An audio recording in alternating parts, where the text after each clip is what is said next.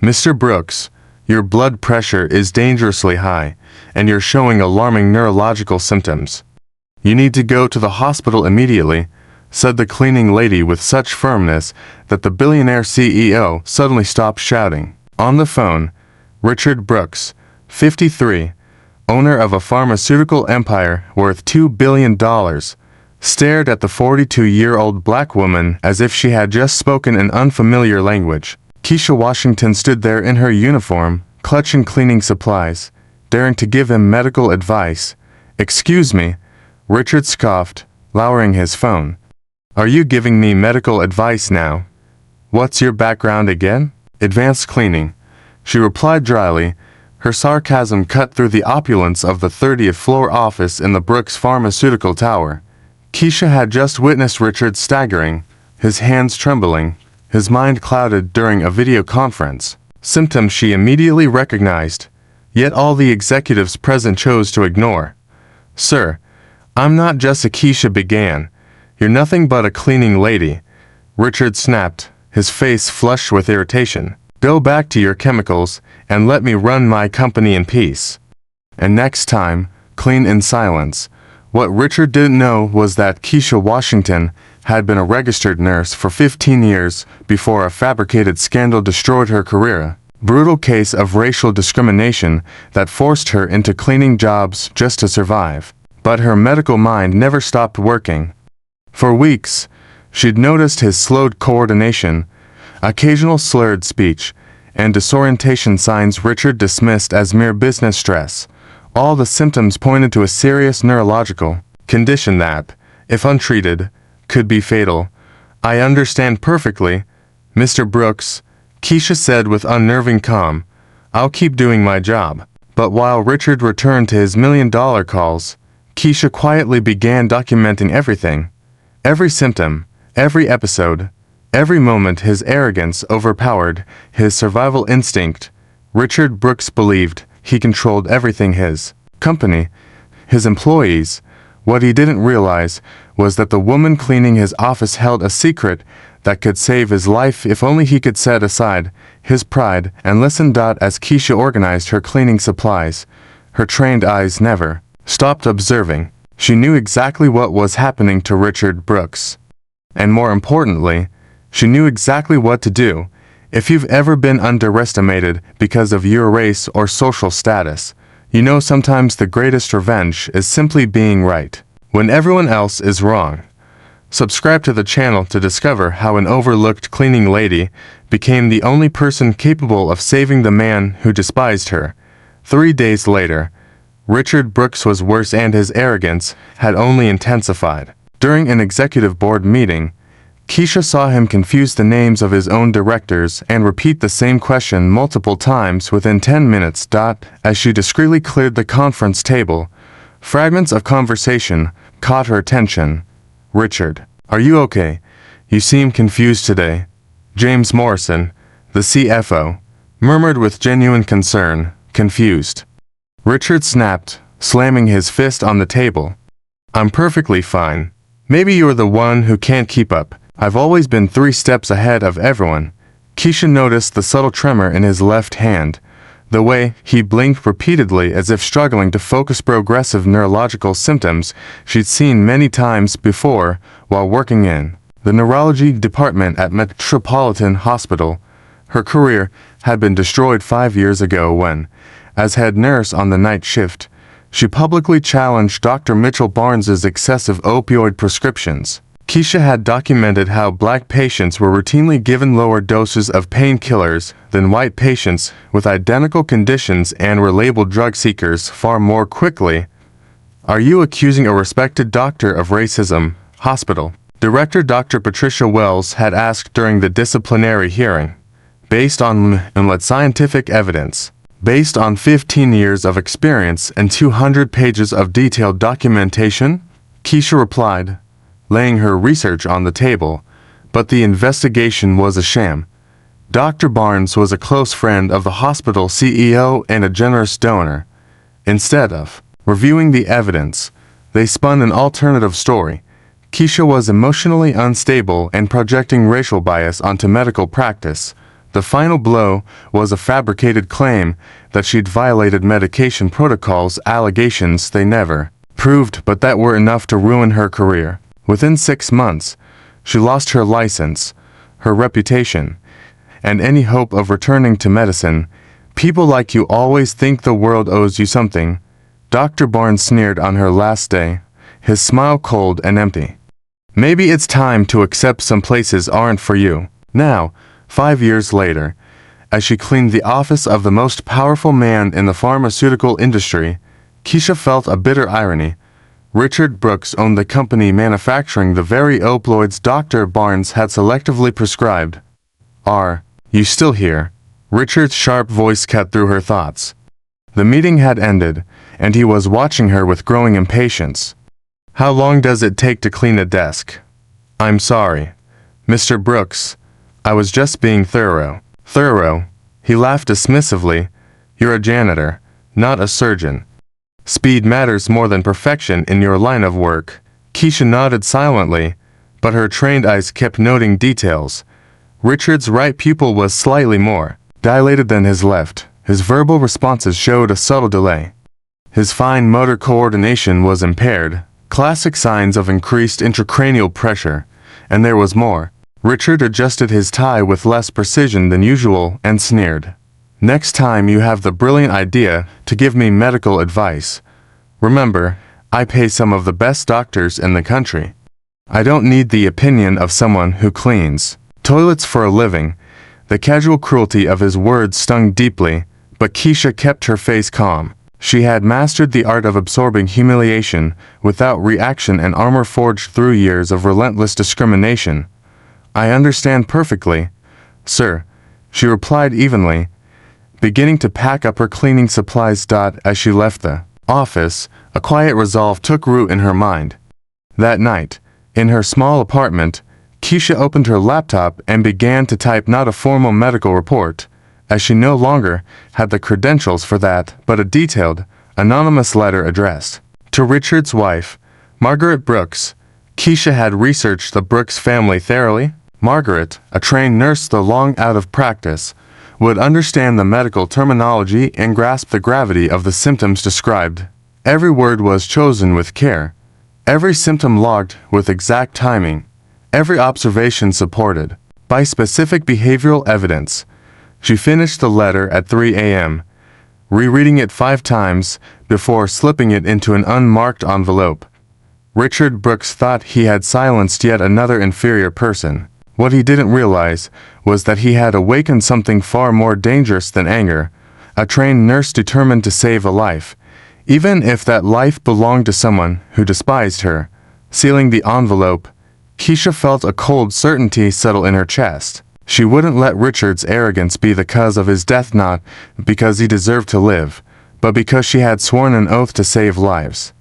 Some promises transcend the way we are treated by those we strive to help. What the billionaire CEO failed to see was that every insult only strengthened the resolve of a woman who had lost everything once and discovered she still had much to offer. If only someone was humble enough to listen. The letter arrived in Margaret Brooks's hands on a quiet Tuesday, delivered discreetly by an anonymous courier. Margaret, a Johns Hopkins trained nurse, immediately recognized the clinical precision of the language and the seriousness of the symptoms described: progressive neurological decline, impaired motor coordination, episodes of confusion. Reading it a third time, she murmured, "This matches everything I've been trying to tell Richard." Margaret knew her husband was not himself. His angry outbursts had become more frequent and irrational. He forgot important appointments, repeated the same stories at dinner parties, and his once impeccable handwriting now trembled like that of a much older man. Who could have written this? She wondered, poring over the meticulously documented medical details. Someone with formal training, someone who watched Richard closely, regularly. Meanwhile, on the 30th floor of Brooks Pharmaceutical, Kesha executed her plan with the precision of a seasoned nurse. During her cleaning rounds, she had begun quietly documenting everything: the timing of episodes, the intensity of tremors, patterns of mental confusion. Unexpectedly, she found an ally in Dr. Patricia Williams. a retired neurologist working part-time as a medical insurance consultant in the neighboring building. They met by chance in the parking lot when Patricia noticed Kesha assisting an elderly woman who had stumbled. "You were a nurse," Patricia observed, not as a question, but as a fact. For 15 years, Kesha had braced for judgment, but instead Patricia extended her hand. "Neurologist for 30 years, and I still recognize competence when I see it." That casual conversation blossomed into an unlikely partnership. Dr. Williams, a 62-year-old black woman who had faced her own battles with prejudice in medicine, instantly understood the gravity of Richard's symptoms: a brain tumor, aneurysm, or a progressive neurological disease like multiple sclerosis. All could be fatal if left untreated, Patricia said during one of their meetings at a corner cafe. "Have you been documenting everything carefully?" Kesha showed her the handwritten notebook filled with meticulous observations. Patricia nodded with professional approval. This man should have been undergoing neurological tests weeks ago. His arrogance is going to kill him. Their plan was straightforward: gather enough evidence to compel Margaret Brooks to demand a full neurological evaluation. But Richard's stubborn refusal to acknowledge his condition made it difficult. "Dr. Harrison told me I'm probably working too hard," Richard had joked to Margaret at dinner, mistaking the dermatologist's name as if he were referring to his cardiologist. "But I don't trust young doctors. They like to diagnose problems that don't exist." Margaret exchanged a worried glance with their daughter, Jessica. Jessica, Richard's daughter and a final-year medical student, was also present for dinner and had noticed the changes in her father. "Dad, when was the last time you had a full checkup?" she asked gently. "Checkups are for sick people," Richard replied with mounting irritation. "I built a pharmaceutical empire. I know when something's wrong with my own body." That same week, the most alarming episode occurred. Kesha was organizing the conference room when Richard walked in, visibly confused. "Where is everyone?" he asked, looking around the empty room. "The meeting was canceled, Mr. Brooks," Kesha replied softly. "You canceled it yourself yesterday," she added gently. Richard stared at her blankly, as if he didn't recognize her despite her having cleaned his office every day for 2 years. "Who are you?" he asked, confusion and irritation mingling in his voice. "I'm Kesha, from the cleaning staff," she said calmly. "Kesha," he repeated, saying her name several times as if trying to unlock a lost memory. You said something about doctors earlier." For a terrifying moment, Kesha saw the same vacant, lost look in Richard's dilated pupils that she had witnessed in neurological patients during her hospital years. The man behind those eyes was slowly slipping away from reality. "Mr. Brooks, are you feeling all right?" she asked, momentarily forgetting her place. The question seemed to jolt him back. "I'm fine," he growled, slipping back into his usual hostile demeanor. "And you're not allowed to ask personal questions. Get back to work." But Kesha had seen enough. That afternoon, she called Dr. Williams. "Time is running out," she said. "Today, he didn't recognize me for several minutes. This isn't just arrogance, it's active neurological deterioration. We need to speed up the plan," Patricia replied. "I'll call Margaret Brooks directly. As a doctor, I can use professional concern as an excuse." That night, while Richard slept heavily, another worrying symptom Margaret had noticed prompted a call from Dr. Williams. "Mrs. Brooks, this is Dr. Patricia Williams, neurologist," she began. "I have received concerning information about your husband's symptoms, and I believe he needs immediate neurological evaluation." Margaret held the phone with trembling hands. "Doctor, I've been trying to convince him to seek help, but he refuses to listen." "I understand completely," Patricia said. "It's common for patients with neurological conditions to lose awareness of their own symptoms. This is called anosognosia, direct consequence of the disease." Their conversation lasted 40 minutes. When she hung up, Margaret had a plan. The next day, she would do something she had never dared in 25 years of marriage: confront Richard publicly. In front of people whose opinions he valued, she invited the board of directors to an informal family meeting to discuss company succession, but in reality, it was a medical intervention disguised as business. Kesha, discreetly cleaning the hallway next to the conference room, listened as Margaret explained the situation to Jessica and the directors. "My husband is sick," Margaret said quietly.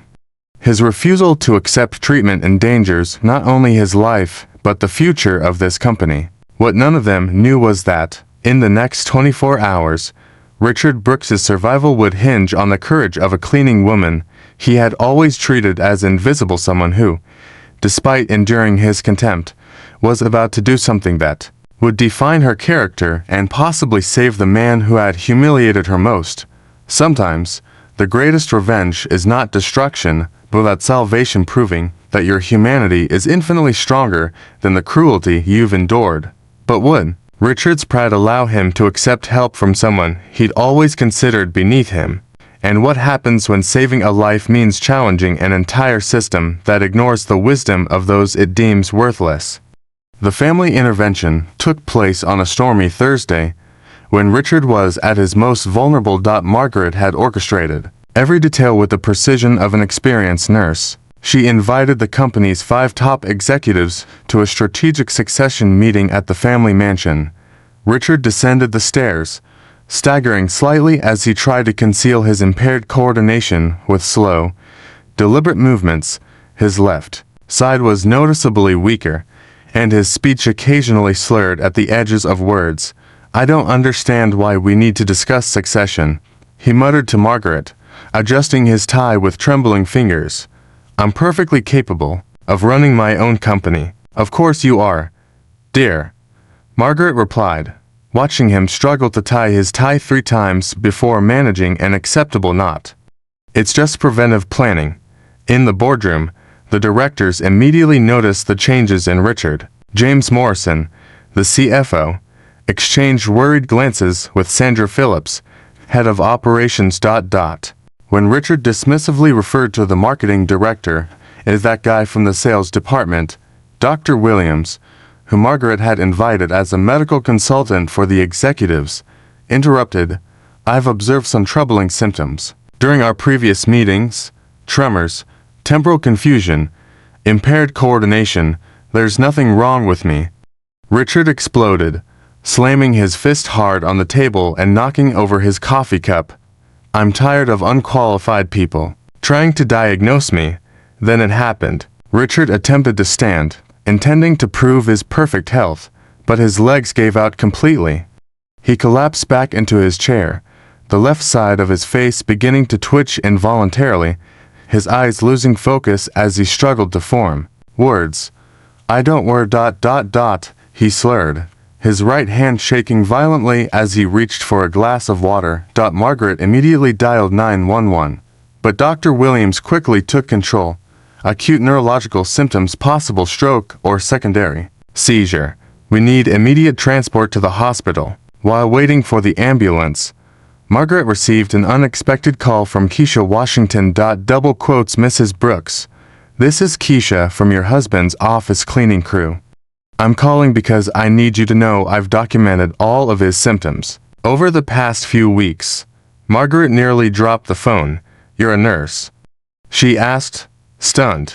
"I was," Kesha replied bitterly. "Before I was forced to clean offices for people who treat me like I'm invisible." The bitterness in Kesha's voice was palpable, but beneath it was undeniable medical expertise. "Your husband shows classic signs of a brain tumor or aneurysm. The progressive symptoms: cognitive decline, unilateral tremors. It's all documented in my report." "What report?" "The one I sent to all the company directors 3 days ago, the same one they ignored because it came from a cleaning lady." Margaret felt the blood drain from her face. "You sent it to the directors?" "Yes. 47 pages of detailed medical observations, with precise time stamps, symptom analysis, and even a prognosis warning of deterioration if untreated." James Morrison had dismissed it as employee paranoia. Sandra Phillips had even suggested firing me for inappropriate behavior. The revelation hit Margaret like a punch to the stomach. As Richard was loaded into the ambulance, she realized the bitter irony. The woman her husband had treated with the most contempt was the only person who had tried to save his life. At the hospital, Dr. Chen's diagnosis confirmed everything Kesha had predicted: a slowly bleeding brain aneurysm causing the progressive neurological symptoms. Without today's intervention, a complete rupture was imminent within days. Death was nearly certain. When Richard regained consciousness after emergency surgery, his first words were a hoarse whisper. Where is the cleaning lady?" Margaret held his hand, still weak from sedatives. "Kesha," she said gently, "she's been waiting in the hallway for 6 hours. She tried to warn me," Richard said, tears streaming down his pale cheeks. "She tried several times, and I treated her like trash." Richard closed his eyes, overwhelmed by guilt. I need to talk to her." When Kesha entered the room, Richard could barely hold her gaze. The woman he had publicly humiliated stood there, still in her cleaning uniform but carrying a quiet dignity that made his arrogance seem pathetic and small. "You saved my life," he whispered. "I've been trying to save it for weeks. You chose to humiliate me instead." "I know." Kesha's voice broke. "I know I don't deserve your forgiveness, but you're right. You don't." She pulled up a chair and sat at a respectful distance. "But I didn't save your life for you. I saved it because I swore an oath to protect lives.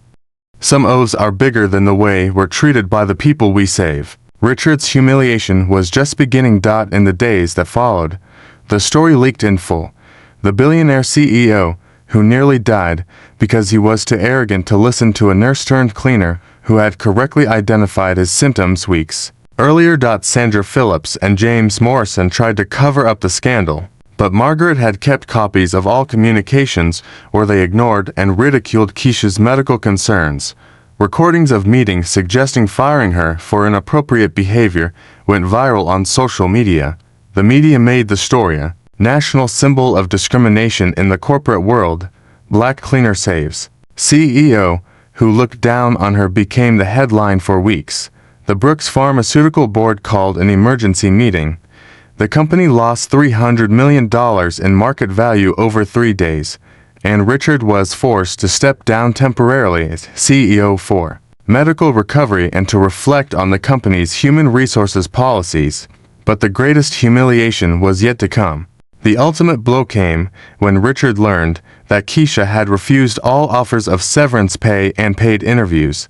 "I don't need anyone's blood money," she told reporters firmly. "I want this to stand as an example. Competence and dignity don't depend on diplomas or skin color." While Richard faced weeks of physical therapy to regain his motor skills after surgery, Kesha quietly returned to her cleaning job. But now, every employee at Brooks Pharmaceutical treated her with the respect she had always deserved. The man who had spent his life belittling those he considered inferior had learned, in the most humiliating way possible, that his survival depended on the very people he'd ignored, and the whole world was watching his lesson in humility unfold on national news. But had Richard truly learned? And what would become of the woman who proved herself greater than the prejudice aimed at her? Sometimes, the greatest revenge in destroying someone is forcing them to live knowing they owe their existence to those they once looked down on.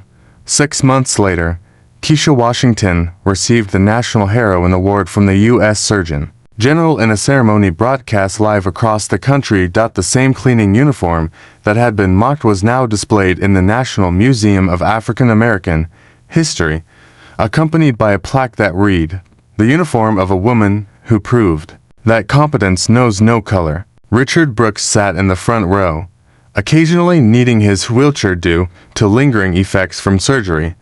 His hands trembled not from illness, but from the emotion of witnessing the woman he had humiliated finally celebrated as she always should have been.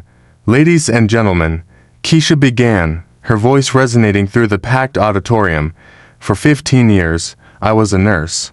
For 5 years, I was treated like I was invisible. But today, I understand that I never stopped being who I always was. someone who saves lives, regardless of recognition. Brooks Pharmaceutical had been forced to overhaul its policies. Sandra Phillips and James Morrison were fired for discriminatory conduct, and the company established a diversity program that soon became a national model. Ironically, the company's stock rebounded completely after demonstrating a genuine commitment to inclusion. Dr. Patricia Williams, now medical director of the new Kesha Washington Institute for Preventive Medicine, smiled from the audience. The institute, funded by a $10 million anonymous donation from Richard Brooks, offered free medical training to people from underserved communities. When that man told me to stay in my place, Kesha continued, he didn't realize my place has always been saving lives. He just couldn't see beyond his own prejudices. During his recovery, Richard tried to reach out several times, but Kesha kept her distance, not out of anger, but respect, knowing some lessons must be lived alone to be truly learned. The public humiliation Richard endured was devastating but transformative. He lost friends, influence, and was forced to confront decades of casual arrogance. Yet he also gained something new: genuine humility and respect for those he had once considered beneath him. Revenge, Kesha concluded, is not about making someone pay for what they did. True revenge is becoming so great that their smallness can no longer reach us. The ovation lasted 8 minutes. Richard was among the first to stand, tears streaming down his face as he applauded. Later, in the hallway, he finally spoke with Kesha. I was an idiot, he said simply. You were, she agreed without hesitation, but idiots can learn, if they're humble enough. Thank you for saving me, even though I didn't deserve it. I didn't save you because you deserved it, Kesha replied, adjusting the medal on her chest. I saved you because some things are bigger than how we are treated, and because the best way to fight prejudice is to prove that our humanity is stronger than their cruelty. Richard nodded, knowing he'd spend the rest of his life trying to earn the forgiveness he had already been given. Today, Kesha runs 3 community hospitals and trains doctors in advanced clinical observation. Richard has stepped away from business to devote himself fully to philanthropy, especially medical education programs for minorities. 2 lives were saved that day, one from a brain aneurysm, the other from terminal ignorance. The greatest revenge against those who devalue us isn't to destroy them, it's to become so extraordinary that they spend their lives wondering how they were ever so blind. Kesha proved that competence, dignity, and greatness don't depend on others' approval, only on an unwavering commitment to being who we truly are. If this story touched your heart, subscribe for more stories that show our true strength shines brightest when others try to diminish us.